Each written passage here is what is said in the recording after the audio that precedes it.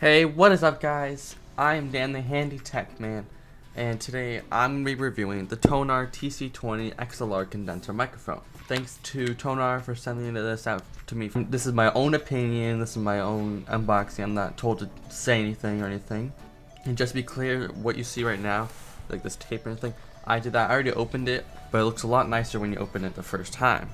So, let's see. You get 2 years warranty. You got boom arm set, you got a shock mount, and you get 2 pop filters. I'll show you what they look like in a minute. Let's get it opened up. And here's what it looks like when you first open it. Again, I did open this, so you'll see some scratches and dents, as you can see right here. But you open the top up, this is pretty clean. It comes with a shock mount. Here, let's try and get this out. Very clean. I like the design on this. The shock, yeah. The rubber bands are pretty stable. They're not going to come out. There's a little hooks right here. You kind of see right there. That will keep that in place. And then you have a little screw you put on the boom arm, and we'll set it up in a second. Then you got the mic itself. It comes in a packaging already. I just didn't put it back in. There's your XLR input. I like the design. It's very clean. There's no buttons. It's just that little, design they have there. And the top looks very well finished. Put that off to the side. And it does just slide right in. Next, you got the base. Now, the base is very important in this because it's very different from all the other boom arms you see. It's very big. You'll be surprised on how stable this stand is. So let's get the boom arm out. This is the boom arm. Now, this is how it's different. It is very strong. That's the first thing. The springs are way bigger and stronger than what my boom arm came with. There's a lot more weight to it. It's very more stabilized. As you can see, there are 3 bars holding this 1 bar. I can really imagine that this is 10 times stronger than my original boom arm.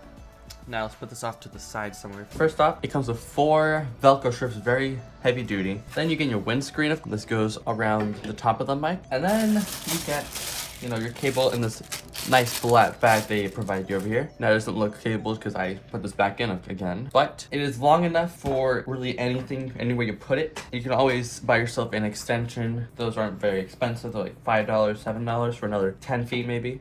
But, pretty basic. It's male to female.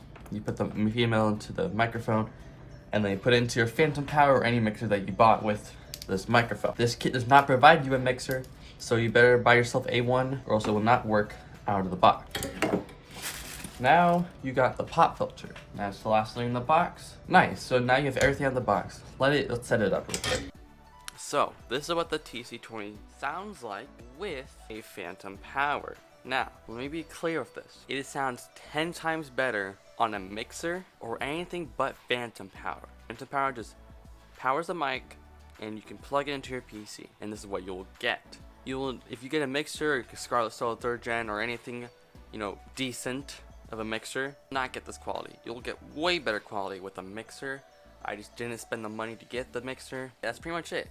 If you're gonna get an XLR mic or a TC20, get a mixer. If you want to see me get a mixer and test this mic out, leave a comment below and I might do it.